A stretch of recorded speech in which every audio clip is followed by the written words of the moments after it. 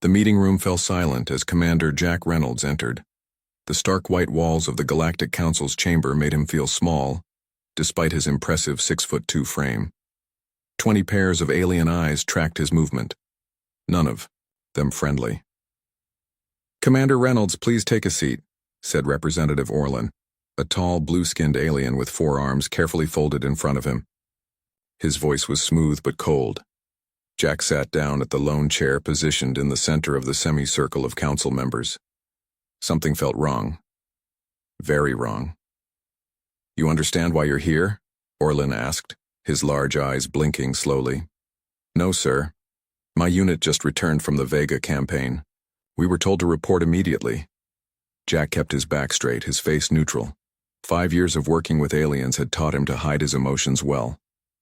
Orlin slid a document across the table. "The Galactic Council has passed Resolution 7729. Effective immediately, all human military personnel are to be removed from active combat roles in any conflict within Council space." Jack stared at the document, the words not making sense at first. "Removed? All humans? There must be some mistake." "There is no mistake, Commander," said another council member, a reptilian creature with scales that shimmered under the bright lights. The vote was unanimous. Jack felt his heart pound. "On what grounds?" "My troops just helped secure 3 systems from the Krell insurgency. We had the lowest casualty rates of any." "The official reason," Orlin interrupted, "is humanitarian, concern for human losses in interstellar conflicts." "Humanitarian concern?" Jack couldn't keep the edge from his voice. "With all due respect, we never asked for your protection. Humans have been fighting our own wars for thousands of years."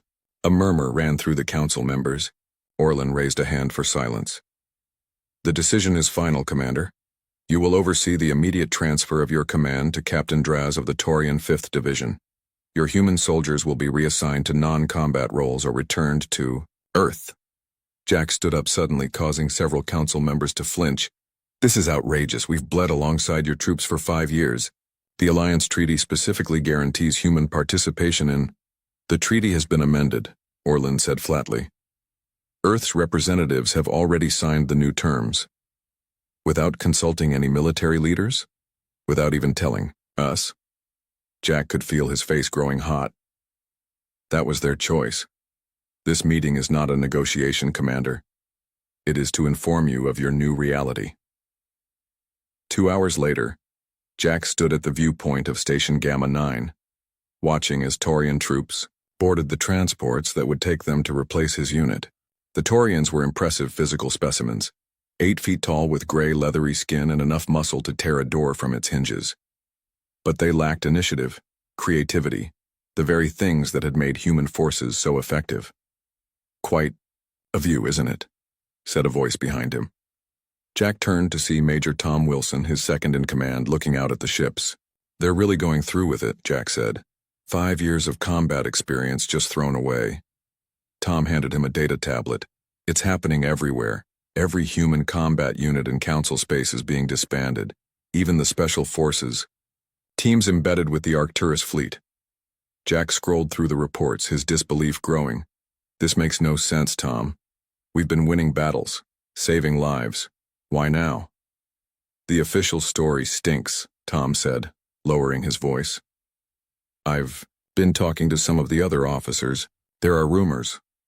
"What kind of rumors?" Tom glanced around to make sure they were alone. "Something happened during the Battle of Proxima Centauri last year. The Council has classified all records, but a few alien officers who were there have been talking. They say they saw human soldiers doing impossible things."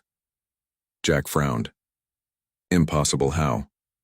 "Don't know exactly, but one Alaran captain told his crewmate that humans are reality benders, whatever that means." Tom shrugged. "Probably just alien superstition." Before Jack could respond, his comm unit beeped.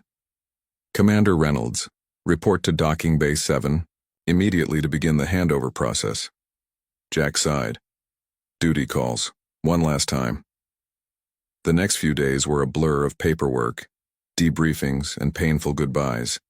Jack watched as his unit, soldiers he had fought beside and led for years, were processed like cargo. their faces showing the same confusion and anger he felt. On the fourth day, as he was clearing out his office, the door slid open. Jack looked up, expecting to see another bureaucrat with more forms.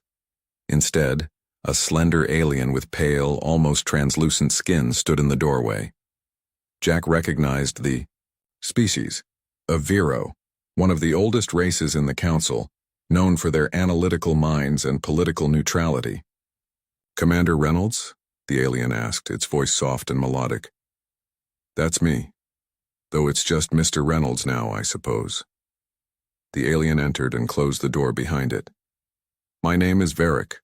I believe we have matters of mutual interest to discuss." Jack leaned back in his chair. "I doubt that.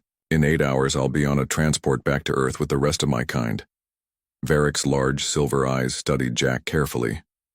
"What if I told you that the reason for the human ban is not what the Council claims?" This caught Jack's attention. "I'm listening." "Not here." Varric handed Jack a small chip. "This contains coordinates and a time. If you wish to learn the truth about why the Council fears humans on the battlefield, meet me there. Come alone."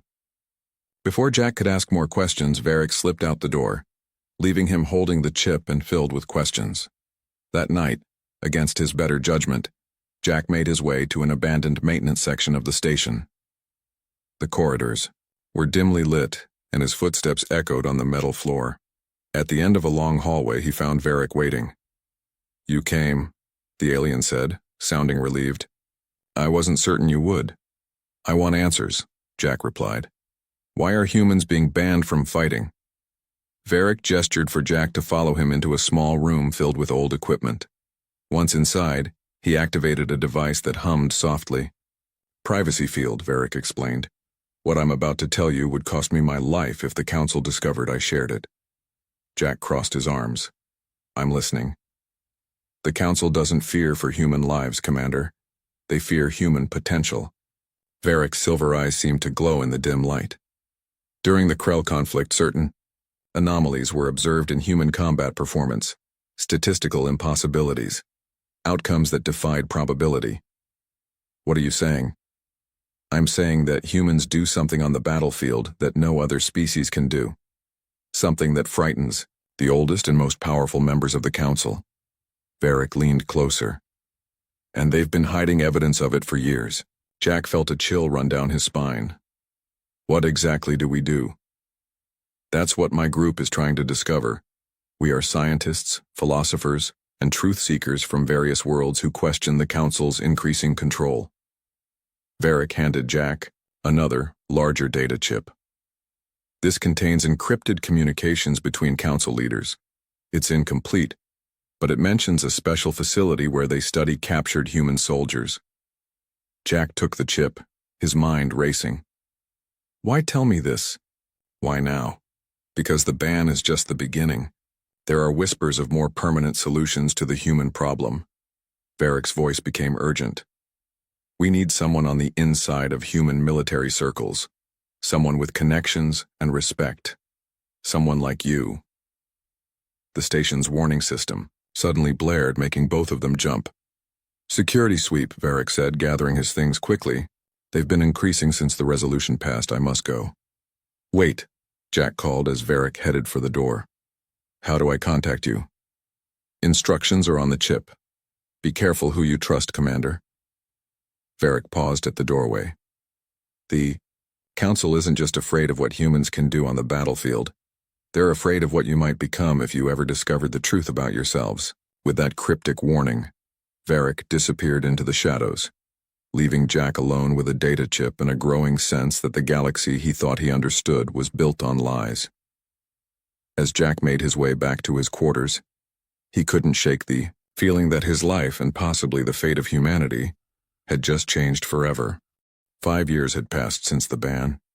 5 years since Commander Jack Reynolds had become simply Jack Reynolds, owner of Stellar Freight Solutions, a small but growing shipping company that moved cargo to the outer colonies. At least, that's what it said on the official papers. The reality was much different.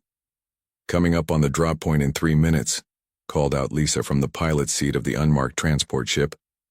Once a lieutenant in Jack's old unit, she now served as his chief pilot and second in command. Jack nodded, checking his gear one last time. Any sign of patrol ships? Nothing on scanners. Looks like we got lucky. Jack smiled grimly. We make our own luck. The ship's hold contained 20 former human soldiers, all dressed in plain black combat suits with no markings. They were the best of the best, men and women who had refused to accept the Council's ban and had joined Jack's underground network. 2 minutes, Lisa announced. Everyone ready back there? Jack looked at the faces of his team. They weren't supposed to be. Here, no humans were. But the farming colony on Vega III had sent out desperate pleas for help after repeated raids by pirates. The Council forces had been delayed in responding, as they always seemed to be when human colonies were attacked. Remember, Jack said to his team, quick and clean. We hit the pirate base, free the hostages, and leave before any Council ships arrive. No traces. The team nodded. They had done this many times before.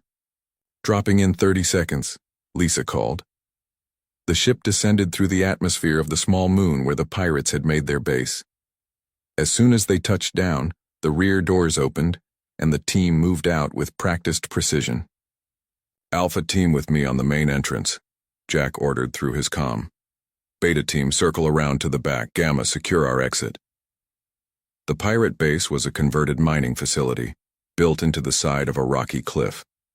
Intelligence from the colonists suggested that the hostages, 15 farmers taken in the last raid, were being held in the lower levels. Jack's team moved silently toward the entrance. The pirates had posted only 2 guards who were quickly neutralized with stun weapons. No killing unless absolutely necessary. That was Jack's rule. They weren't assassins. They were soldiers. Main entrance secure, Jack reported, moving in. Inside, the base was dimly lit and smelled of fuel and unwashed bodies. Jack's team moved through the corridors, stunning the few pirates they encountered. Most were sleeping. The raid had been timed for the middle of the local night cycle.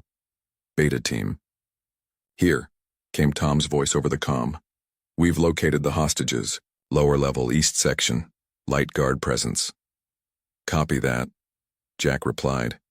We're heading your way. They descended deeper into the base, staying alert for any sign of alarm.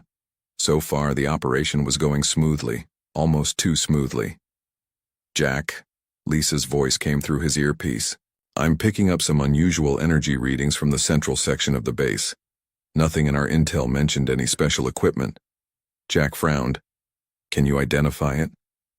Negative, but it's not standard pirate gear. This is high-end tech. Jack made a quick decision. Tom, proceed with freeing the hostages. I'll take 2 men and check out these energy readings. With Marcus and Rin, 2 of his most experienced operators, Jack made his way toward the central section of the base.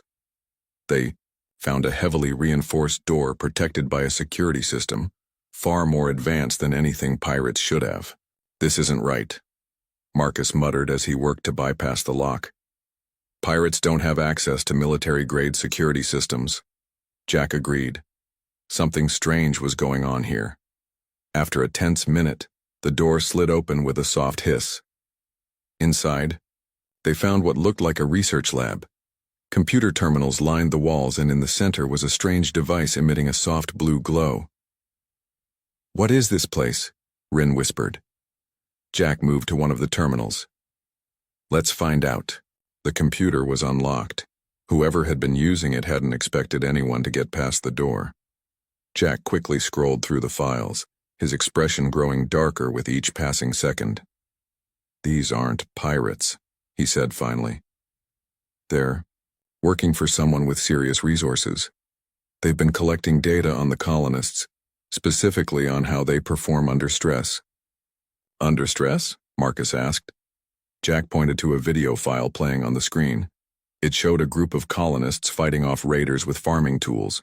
What should have been a massacre was instead a surprising victory for the outnumbered farmers. Look. At this, Jack said, pointing to data scrolling alongside the video. They're measuring probability shifts during combat, And look at the names of these files.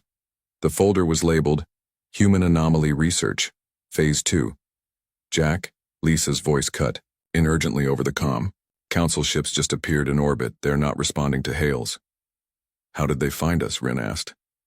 Jack's mind raced. This wasn't a pirate base at all. It's a research outpost disguised as one. He turned to his team. Download everything you can from these terminals. We need to know what they're doing here. While Marcus and Rin copied the data, Jack rejoined Tom's team, who had successfully freed the hostages. The colonists looked shaken but unharmed. We need to move now, Jack ordered. Council ships in orbit.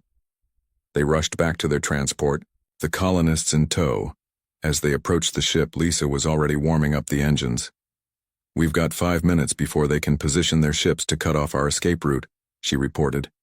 Jack did a quick head count as everyone boarded. Let's not waste a second then. The transport lifted off, accelerating hard through the atmosphere. Behind them, landing craft were already descending toward the base. They're not pursuing, Lisa said, sounding surprised. Jack frowned. They're more interested in the base than in us. I want to know why. Once they were safely away, Jack examined the data they had stolen. Most of it was encrypted, but some files were accessible. What he found confirmed his worst suspicions. They're studying us, he told his inner circle later that night. The Council has been running experiments on human combat effectiveness for years. Tom leaned forward. What kind of experiments? Jack brought up one of the decrypted files. According to this, humans display statistically impossible success rates in combat situations, especially when outnumbered or fighting to protect others. We're good soldiers, Lisa said with a shrug. Nothing mysterious about that. It's more than that, Jack replied.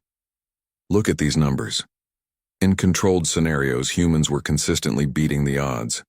Not by small margins, but by factors that should be mathematically impossible. Rin, who had a background in physics before joining the military, studied the data. These readings, they're measuring quantum field fluctuations during combat. Why would they care about that? I don't know yet, Jack admitted. But I think it connects to what Varric told me 5 years ago, about humans doing something on the battlefield that scares the Council. A notification beeped on Jack's comm unit. Speaking of Varric, he murmured, reading the message. He wants to meet, says he has new information. Tom looked concerned. Could be a trap. The Council might know we raided their research facility. It's a risk we'll have to take, Jack decided. If we want answers, Varric is our best lead. The others left to tend to their various duties. Jack stared at the data scrolling across his screen. The patterns were clear, even if their meaning wasn't. Something happened when humans fought, something that defied normal probability. And the Galactic Council was willing to go to extraordinary lengths to understand it, or perhaps to hide it. Jack closed the files and sent a response to Varric. It was time to dig deeper into the mystery. Whatever the Council feared about humans on the battlefield, he was determined to find out what it was, before it was too late. The meeting point Varric had chosen was an abandoned mining station orbiting a dead moon. Once a bustling operation extracting valuable minerals, it now drifted empty and forgotten, the perfect place for a secret meeting. Jack's ship approached cautiously, sensors scanning for any sign of a trap. I'm not picking up any other vessels, Lisa reported from the pilot seat. If Varric is here, he came alone. Jack nodded. Keep the engines hot. If anything feels wrong, be ready to leave immediately. What about you? Lisa asked, concern evident in her voice. I'll take my chances. Jack checked his sidearm. Tom and Marcus will back me up. The rest of you stay with the ship. The 3 men made their way through the airlock and into the silent station. Emergency lights cast long shadows down the empty corridors. Their footsteps echoed on the metal floors. This place gives me the creeps, Marcus muttered. Jack didn't disagree. The station felt like a ghost, a remnant of a more prosperous time, before the Council had tightened its grip on human activities. They found Varric waiting in what had once been the station's control room. The pale alien stood near a viewpoint, gazing out at the stars. You're late, Varric said without turning around. Security precautions, Jack replied. You understand? Varric turned, his silver eyes reflecting the dim light. Indeed. Caution has kept me alive these past 5 years. He motioned to a data terminal. I have something to show you. Jack approached but maintained a safe distance. What is it? Coordinates, Varric said, to a place the Council doesn't want you to find. A secure archive on Centauri Prime containing records from the Earth-Draconian War. Jack frowned. That war ended 20 years ago. What does it have to do with the human ban? Everything. Varric's eyes narrowed. It was during that conflict that the Council first noticed the anomalies in human combat performance. The archive contains the original footage and data that led to your species being classified as a potential threat. And you want us to break into this archive? Tom asked incredulously. Centauri Prime is the most heavily guarded Council world. Yes, Varric replied simply. My contacts can provide security codes and a narrow window of opportunity during the upcoming Galactic Summit. Most of the Council's attention will be focused on protecting the delegates. Jack studied the alien's face. Why are you helping us? What do you get out of this? Varric was silent for a moment. The Council is changing, he said finally. Moving toward greater control, less freedom. Some of us believe that the truth, whatever it is, should not be buried. Jack considered his options. Breaking into a Council archive was far more dangerous than their usual operations. If caught, they wouldn't simply be imprisoned, they would disappear as other human resistance fighters had over the years. But the answers they sought might be worth the risk. We'll need detailed plans of the facility, Jack said at last. Security. Quotations, sensor placements, everything. Varric nodded. I'll provide what I can. The rest will be up to you. He handed Jack a small device. This contains the initial information. My contact will reach out with the rest when the time is right.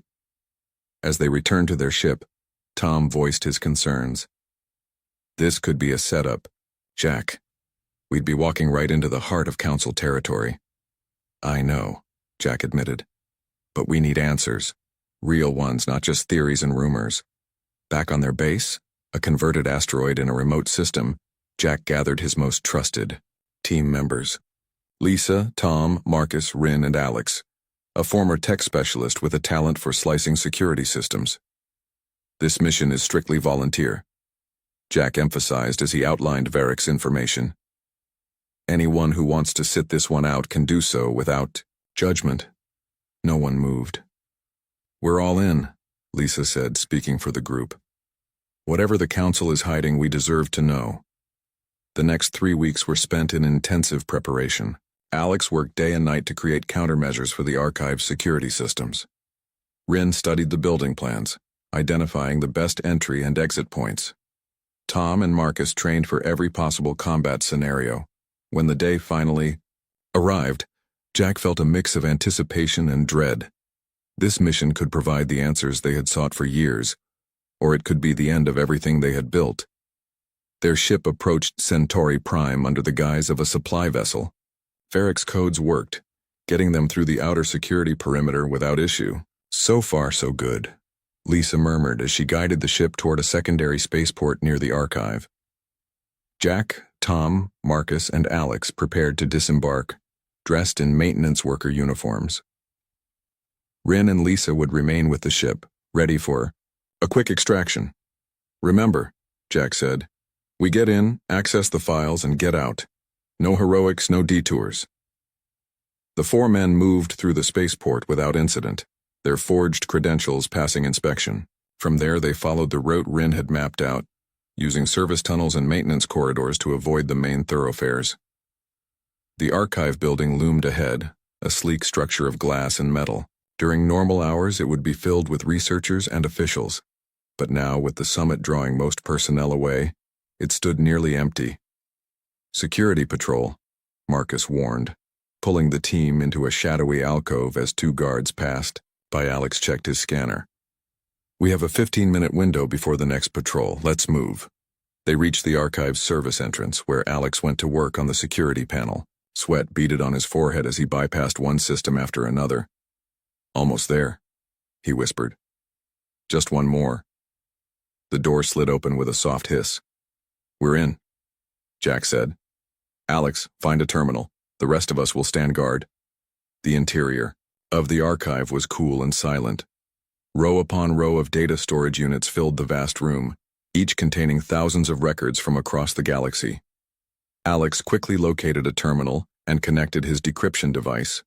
"Section 47B, he muttered, following Varick's instructions. "Earth Draconian War, classified records." Minutes ticked by as Alex worked. Jack kept checking his timepiece, knowing their window of opportunity was shrinking. "Got it," Alex suddenly exclaimed, his voice barely above a whisper. "Downloading now." Jack moved to the terminal, watching as the files transferred. Most were encrypted, but some preview images were visible, battle footage from the front lines of the war. One video began to play automatically. It showed a human platoon surrounded by draconian forces, outnumbered at least 5-1. What should have been a massacre turned into something else entirely. As Jack watched, the human soldiers moved with impossible speed and precision. Shots that should have missed found their targets. Enemies that should have flanked them stumbled or fired wide. And most incredibly, a grenade that landed in the middle of the human position simply didn't explode.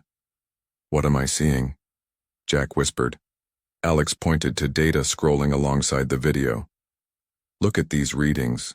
Quantum fluctuations off the charts. It's like reality itself bent around them." More videos played, showing similar scenarios. In each one, human soldiers achieved victories that defied all probability. And in each one, strange energy readings spiked during the most critical moments. "Download complete," Alex reported. "Time to go," Tom urged. "We've been here too long, already." They made their way back toward the exit, minds reeling from what they had seen. Just as they reached the door, alarms began to blare throughout the facility. "That's not for us," Marcus said, checking his scanner. "Something's happening at the main entrance." "Whatever it is, it's a distraction we can use," Jack decided. "Move out now." They slipped back through the service corridors, using the confusion to mask their escape. When they finally reached the ship, Lisa already had the engines running. "What happened?" she asked as they boarded. "The comms are going crazy with security alerts." "Not our concern," Jack replied. "Get us out of here, fast and quiet." As the ship broke orbit and jumped to safety, Jack gathered everyone in the main cabin. "Did you find what we were looking for?" Rin asked. Jack nodded slowly. "I think we found much more than that." He turned to Alex. "Show them." Alex connected his device to the ship's display. The videos played again, showing human soldiers performing impossible feats on the battlefield. "According to the data," Jack explained, "humans emit some kind of energy during combat, especially when under extreme stress. The Council scientists called it probability manipulation." "Probability manipulation?" Lisa repeated skeptically. "What does that even mean?" Jack took a deep breath. "It means that somehow, when humans fight, especially when fighting together, we bend the rules of reality itself." The cabin fell silent as the implications sank in. "The Council didn't ban us to protect us," Marcus said slowly. "They banned us because they're afraid of us. And now," Jack added, "we know why." The journey back to their hidden base was tense and quiet. Each person on Jack's ship was lost in their own thoughts, trying to process what they had discovered in the Council archives. Jack sat alone in his quarters, watching the battle footage for the 5th time. The evidence was right in front of him, yet he still struggled to believe it. Humans altering probability, bending reality. It sounded impossible. A knock on his door interrupted his thoughts. "Come in," he called. Rin entered, her face serious. "Alex finished analyzing the data we stole. You need to see this." In the ship's common area, the team had gathered around a large display. Alex stood nearby, his expression grim. "What did you find?" Jack asked. Alex pulled up a series of documents on the screen. "These are classified council reports dating back 20 years. They detail something called the Human Anomaly Project." "What kind of project?" Tom asked. "A research initiative," Alex explained. "After the Earth-Draconian War, the Council began studying human combat performance in secret. They discovered that humans emit a unique energy signature during battle, especially in high-stress situations. The quantum fluctuations we saw in the footage," Jack said. Alex nodded. "Exactly, but it gets more interesting." He brought up another document. "According to their scientists, this energy doesn't just affect the humans producing it. It creates what they call probability fields that can influence everything around them." "In simple terms?" Lisa asked. "In simple terms," Alex replied. "When humans fight, especially in groups, they unconsciously shift probability in their favor. Bullets miss that should hit. Explosions happen at just the right moment. Enemy soldiers make unusual mistakes." Marcus shook his head in disbelief. "That's not possible. We're not magic." "Not magic," Rin interjected. "Quantum physics. On the smallest levels, reality isn't fixed. Particles exist in multiple states until observed.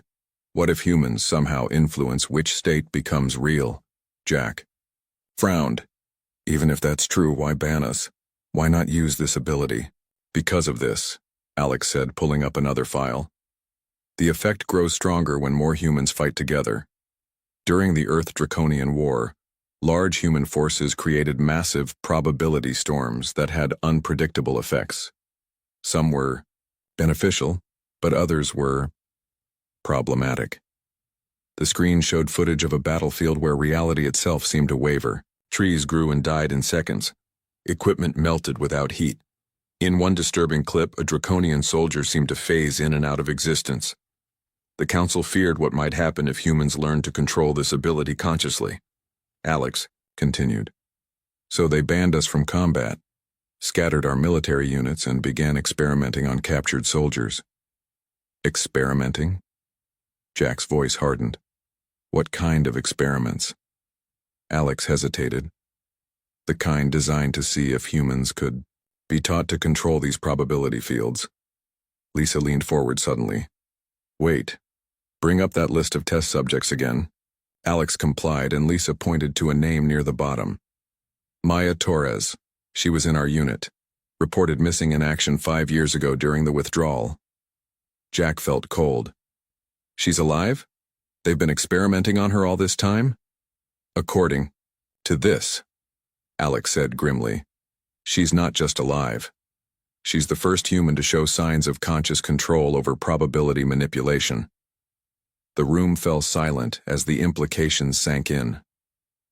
"Where are they keeping her?" Jack finally asked. Alex pulled up one last file. "Facility X-37. It's a black site on the moon of Rigel 4. Officially, it doesn't exist." Jack stood up, his decision made. "We're going to get her out." "Jack," Tom said carefully, "that's a Council black site. We can't just—" "We can and we will," Jack cut him off. "They've been experimenting on our people. They've been lying to the entire galaxy. And Maya—" His voice softened. "Maya was one of us. We don't leave our people behind." The team exchanged looks. They all knew the risks, but no one voiced any further objections. "How do we get into a place that doesn't exist?" Marcus asked. Jack turned to the screen, studying the limited information they had on Facility X-37. "We'll need help, and I know just who to ask." 3 days later, Jack stood in another abandoned station waiting. This time he had come alone despite his team's objections. Varric arrived exactly on time, gliding into the room with his usual grace. "You took an incredible risk at the archives," the alien said without preamble. "The Council is in an uproar." "Good," Jack replied. "They should be. They've been experimenting on my people." Varric's silver eyes widened slightly. "You found out about the program."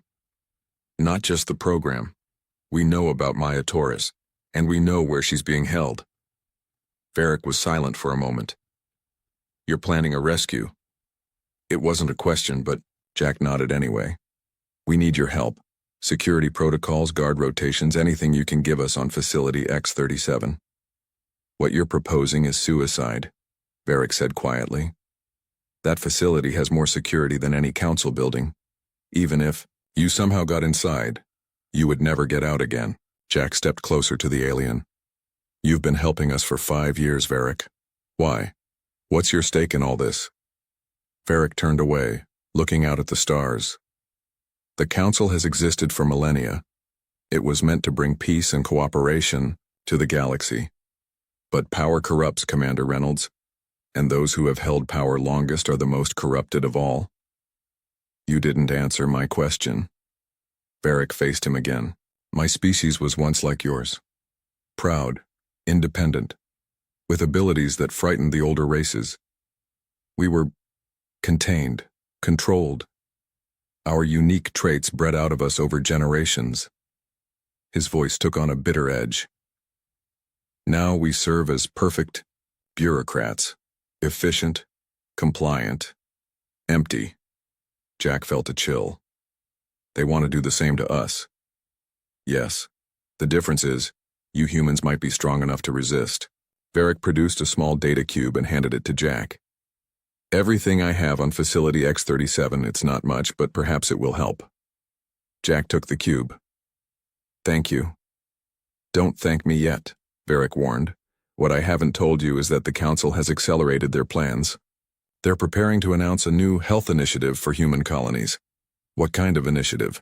Mandatory genetic screening for all children, followed by treatments to correct dangerous mutations. Varric's eyes held Jack's. They plan to eliminate your ability from future generations, quietly, permanently. Jack's hand tightened around the data cube. How long do we have? The announcement will come after the current galactic summit ends. 2 weeks, perhaps less. Jack nodded grimly. Then we have 2 weeks to expose the truth. As he turned to leave, Varric called after him. Commander Reynolds, there's one more thing you should know about Lieutenant Torres. Jack paused. The reports indicate her abilities have progressed far beyond anything the Council expected. They fear her now. Varric's voice dropped to a whisper. And perhaps they should. Back at their base, Jack shared everything with his team. The news of the Council's genetic plan shocked them all into silence. This isn't just about us anymore, Lisa said finally. It's about the future of our entire species. Jack nodded. We have 2 objectives now. Rescue Maya and expose the Council's lies to the galaxy. How? Marcus asked.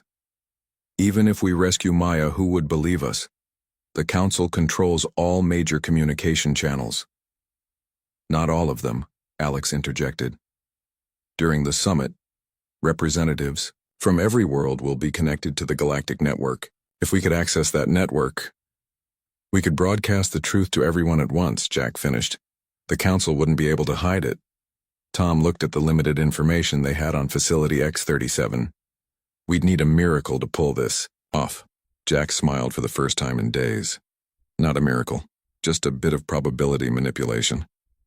He pulled up the image of Maya Torres, a strong-faced woman with determined eyes.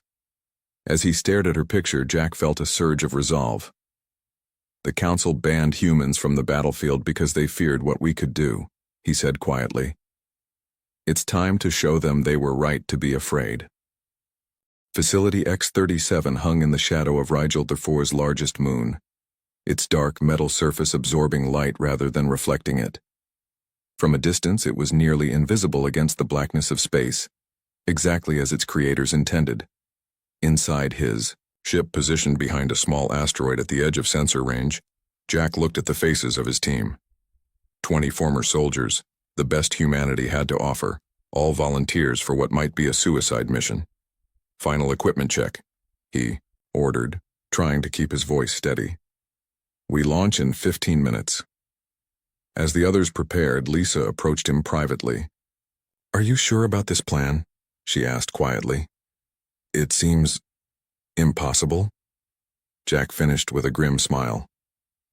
That's what we're counting on. The plan was indeed audacious.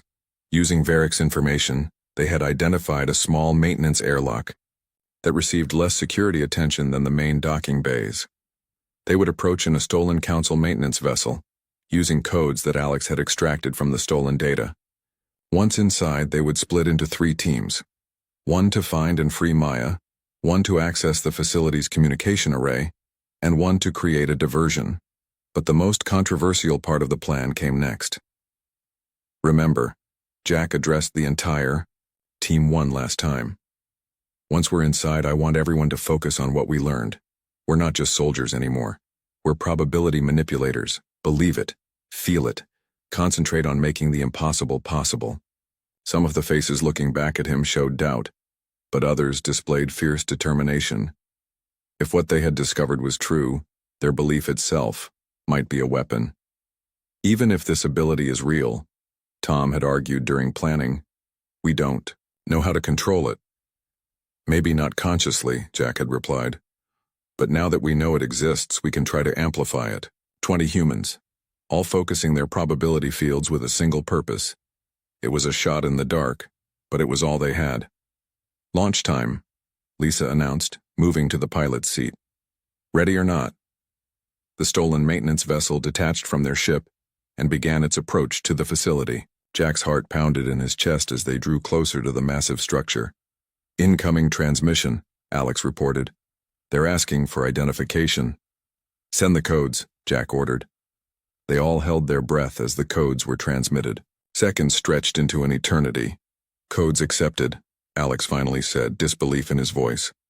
They're giving us clearance to dock. Jack nodded. Remember, stay focused. Believe in what we can do. As their ship docked with the small maintenance airlock, Jack couldn't help wondering if their success was already evidence of their abilities working. The odds of stolen codes still functioning should have been minimal. Once inside, they moved quickly. The interior of the facility was sterile and cold, all metal and harsh lighting. According to Varric's information, Maya would be held in the research wing, 5 levels down. Alpha team with me to find Maya, Jack ordered. Beta team, secure the communications array. Gamma team, you know what to do. Marcus, leading Gamma team, nodded grimly. Their job was to create chaos, to draw attention away from the other teams while simultaneously testing their ability to manipulate probability in combat. As they separated, Jack led Alpha team through the corridors, consulting the rough map Varric had provided. They encountered few personnel, mostly researchers who quickly surrendered when confronted with armed intruders. Remember, no killing, unless absolutely necessary, Jack reminded his team, as they secured each person they encountered. 2 levels down, alarms began to blare throughout the facility. Gamma team has started their diversion, Tom observed. Jack nodded. Let's pick up the pace.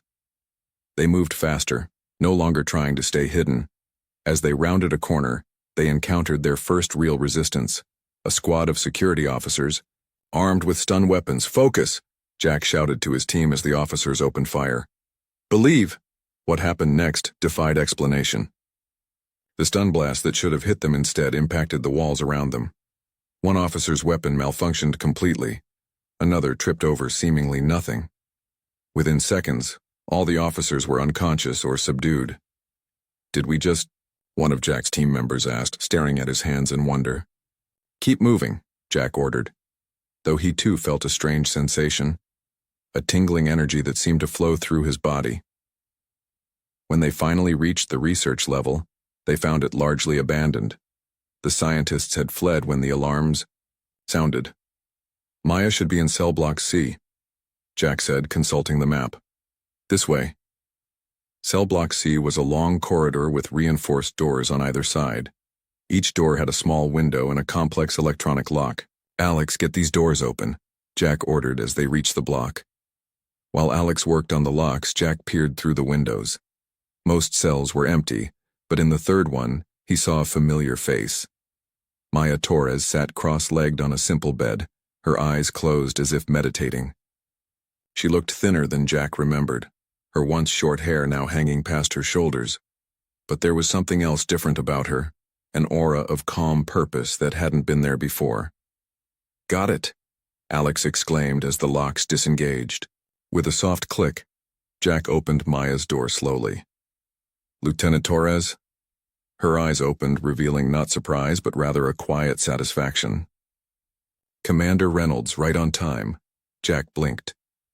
"You knew we were coming?" "I saw it," she said simply, standing up. "Just as I've seen many things since they started their experiments." Before Jack could respond, his comm unit crackled. "Jack, it's Lisa. Beta team has reached the communications array. We're ready to broadcast, but security is closing in. We need that diversion to be bigger." "Copy that," Jack replied. He turned to Maya. "We need to get you out of here, and we need to tell the galaxy what the Council has been doing." Maya smiled, and there was something unsettling about it, a confidence that bordered on the supernatural. "I can help with both," she said. "But first, you need to understand what I've become." She held out her hand, palm up. Above it, small motes of light appeared, swirling in complex patterns. "The Council wanted to know if humans could control probability consciously," she explained. "They got their answer. But I've gone beyond what they intended. I don't just bend probability, Commander. I can see all possible futures stretching before us, and I can choose which ones become real." Jack stared at the lights dancing above her palm. "What are you saying?" "I'm saying that the Council was right to fear us, not because we're dangerous, but because we represent the next step in evolution." She closed her hand, extinguishing the lights. "And they're not ready for that." An explosion rocked the facility, nearly knocking them off their feet. "Gamma Team is putting on quite a show," Tom remarked. "That wasn't Gamma Team," Maya said calmly. "That was me, reaching out to the other human prisoners here. They're awakening to their abilities now." Jack's comm crackled again. "Jack, something strange is happening," Lisa reported. "The security forces, they're retreating, and we've got full access to the communications array now. It's like the systems just reconfigured themselves to give us access." Jack looked at Maya, who nodded slightly. "Broadcast everything," he ordered Lisa. "The archive footage, the research data, everything." They made their way back through the facility, meeting surprisingly little resistance. When they did encounter guards, Maya would simply look at them and they would turn and run, terror in their eyes. "What did you do to them?" Jack asked after the third such encounter. "I showed them what they fear most," Maya replied. "The knowledge that they're not in control." When they finally reached the communications array, they found Lisa and her team watching as their message spread across the galaxy. On every screen, the truth was playing out. The Council's experiments, the suppression of human potential, the plan to genetically engineer away their abilities. "It's done," Lisa said. "Every world, every colony, every ship with a receiver is getting this." Jack felt a weight lift from his shoulders. "Then it's time to go home." As they made their way back to their ship, Jack confronted the question that had been bothering him. "Maya, what happens now?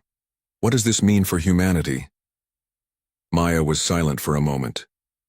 "The Council banned humans from the battlefield because they feared what we might become. Now they know exactly what they created by trying to control us." Looked around at the human soldiers, her eyes meeting each of theirs in turn.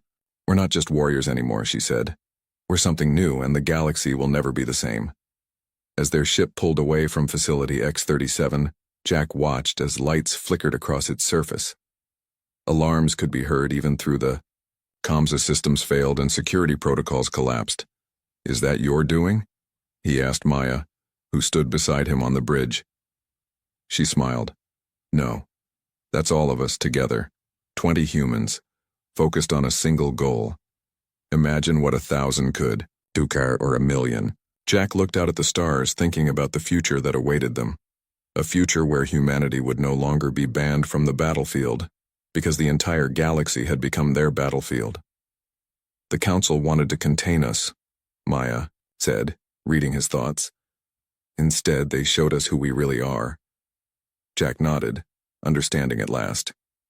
There was indeed a reason humans were banned from the battlefield, and now everyone knew why.